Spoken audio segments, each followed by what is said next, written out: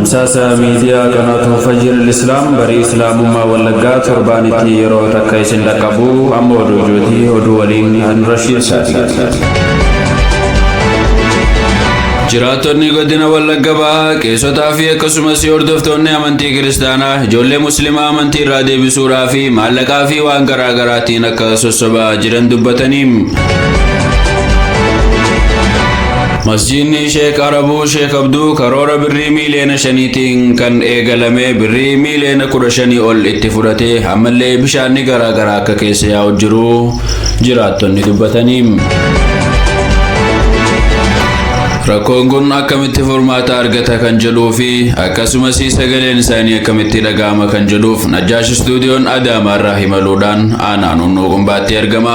Kun oduuwwan ijootii bal'inni oduu akka itti aanutti qindaa'e kan ta'u nu wajjin turaan affeerraa keenya kan kabajaati.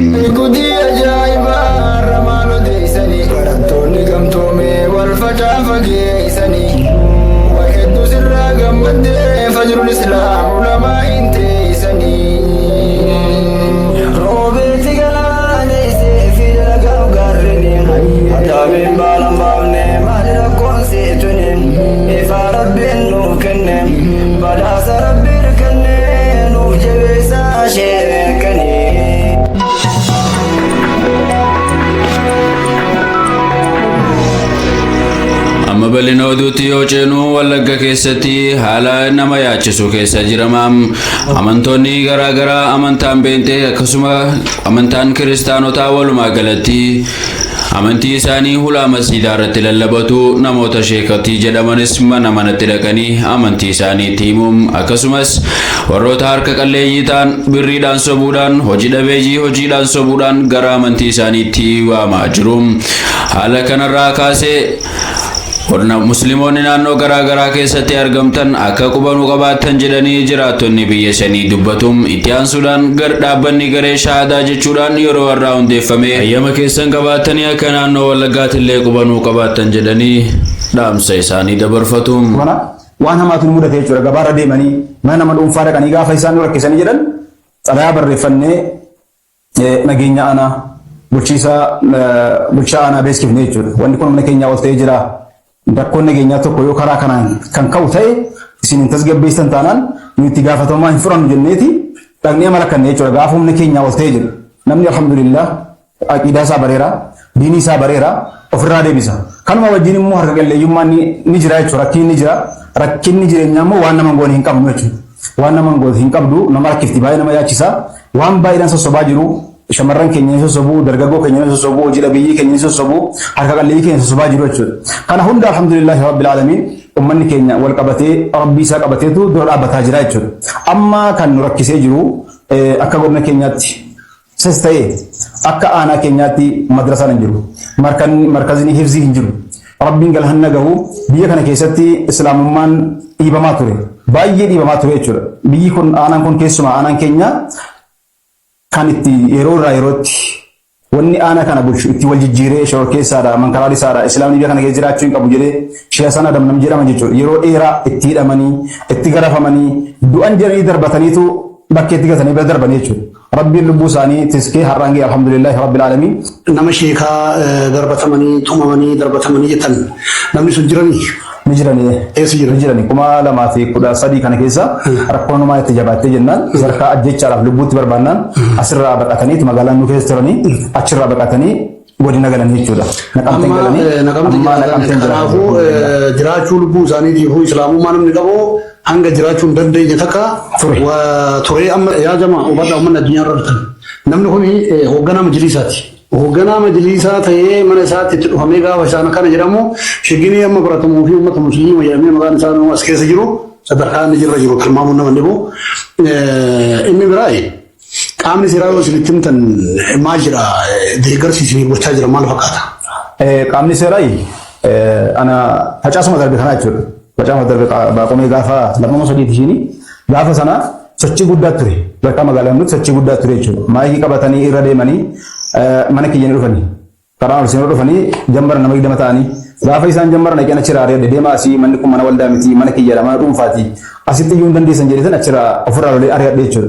Ni deemanii gaafa isaan deeman garuu waan godhee miira kiyyaa to'achuu hin dandeenye masgiida deemeen immoo masgiida seeneetiin maayikii banadhee daawwan jammarranis jechuudha gaafa waan godhu wallaalu hanga humna kiyyaatti waan taateef inuma keessumaa torbee kana tokko namaarra deemaniitu amantaa keenya fudhadhaa Yesuusiin fudhadhaa gooftaa fudhadhaa isatti amanaa nu jiraa jiru ana mataa koo jechuudha ana mataa koo guyyaa sadii na bira dhufanii akka diinii kanarraa deemuudhaaf akka yaada isaaniitti guyyaa sadii na bira dhufanii jechuudha namni anaan kana jedhe nama biraatiin immoo maal haa jedhu dubartoota rakkisaa jiru dargaggoo rakkisaa jiru ummanni islaamuudhaaf fedhii guddaa qaba isa dhugaa rabbii hawwii guddaa qaba nama meeqa shahadaa qabataa jira garuu gaafa shahadaa qabatee ka'u bakka itti deebi'u hin qabu marjee hin qabu jechuudha nama isa gargaaru hin qabu inni islaamummaa seene jennaan abbaan achumaan gaarii ari'ata bakka itti deebi'u hin qabu rakkina akkasiin irra jira keessumaa akka godina keenyaatti Itoophiyaan walumaa galatti utuu wal fakkaattu kan godina keenyaa immoo keessaa layyatti kan jedhe jechuudha kan adda ba'edha torban kana keessa jechuudha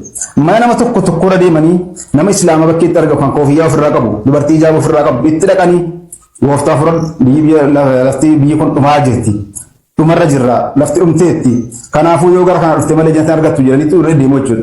Inni kanaan uummanni addunyaa musliimni addunyaa irra jiru maal akka isinii beeku barbaadan wanti kun as deemaa jira humna ta'uu danda'a wanni addaa mudatuu danda'a maal jettanii dhaamachuu barbaaddu. Nuti wanti nuti amannu uummata addunyaa irra jiruuni tokko du'aan akka hin bira dhaabbatu lammata immoo kan qabeenya qabu qabeenya isaatiin bira dhaabbatee madrasaan akka nu ijaaramu inni nu ijaarame immoo akka nu jabaatu asumarraa jammaree jechuudha manbaaluun kanarraa jammaree akka nu ijaaramu inni ijaaramee jiru immoo akka nu jabaatu du'aan illee gara kan akka nu dhufan gareen jamaa shahadaa jedhamni kan jiran illee jiru jechuudha warri munaazaraa gochuu danda'an jara kanaa wajjin warri munaazaraa gochuu danda'an illee jiru jarri kun illee jechuudha eeyyama isaanii qabatanii akka gara kana dhufan nama kana yoo walitti dhufan amma jiru warra barbaadaa jiru nu warra barbaada sana hin qabnu waan ta'eef itti dubbachuun barbaannu jechuudha diinii ofii rabsiisu ta'a waan hin beekne keessa seenanii warri dandeenye waan kanatti immoo dandeettii qabu osoo dhufee jira wajjin munaazaraa nu godhe illee bifa eeyyama qabuun hin barbaannaa jechuudha caalaan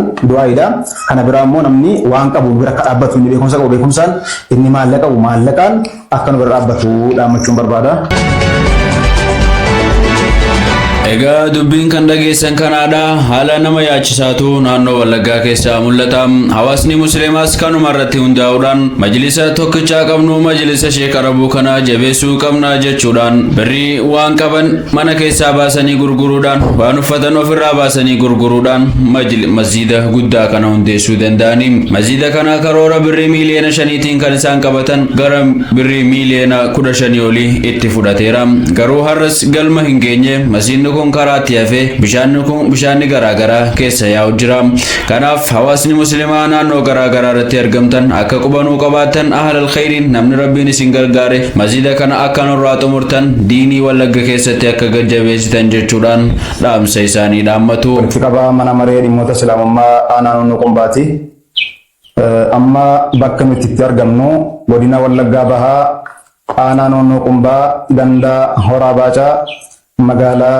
Daalatti keessatti argamna. Bakki kun isheen keenya akka 2013 as jiru gaazexaa halkaan jammaramee jiru. Kun bakka ilaaltan kan agartan kun masgiidni keenya waan fakkaatu manbaaluluun kan isaaf jecha isin Adaamaarraa kaatanii hamma kaa deemtanii dhuftan kunoo kana fakkaata haala rakkinaa keessa jira jechuudha. Caffee jala yaa jira kunoo otoo naga jettaniiti bishaan baraasuu kan qabna sinoo agartaniitti kunoo yaa jira jechuun ammallee kan miidiyaan akka waraabdan kunoo bakka kana masgiida jala naanna'ee yaa jira jechuudha. Innumti kun inni ijaarame malee jechuudha galma hin geenye argaa jirtu ganaa finishingiin isaa hin dhumne koomisii nama gaafata afaan nama gaafata maktabaa hin qabu mana fincaanii hin qabu wama tokko illee hin qabu jechuudha kanaaf bu'uurarra jira tokko jinniirra jirra alhamdulillah kan hanga ammaatti dhaggeeffataa turtan miidiyaa Fajrul Islaamiidha miidiyaan Fajrul Islaam lagaa gaara cee hawaasa musliimaatii sagalee ta'uudha. Inshallah warroota akka sagantaan kun mijaa'uuf qabsoo gootanii yeroo keessan aarsaa gootaniif jazaan keessan jannataa haa ta'u isiniin jecha Najjaash stuudiyoo irraa kaasee akkasuma hoogganaa miidiyaa Fajrul Islaam Mubaarik Sheek Abdul Qaadir akkasuma warroota biyya alaa teessanii ijoollee kakaaftanii masjiida kana gargaaruu irratti argamtan akkasuma naannoo hawaasa musliimaa naannoo biraa irratti argamtan hundi keessanuu akka sagalee hawaasa musliimaatiif taatan hawaasa musliimaa naannoo Wallaggaatti argaman akka taatan isiniin jenna. Egaa sagantaan keenya irraa asirratti kan xumuramu ta'a hanga torbee dhufu walitti deebinutti. Assalaamu alaykum wa rahmatullahi wa barakatuh.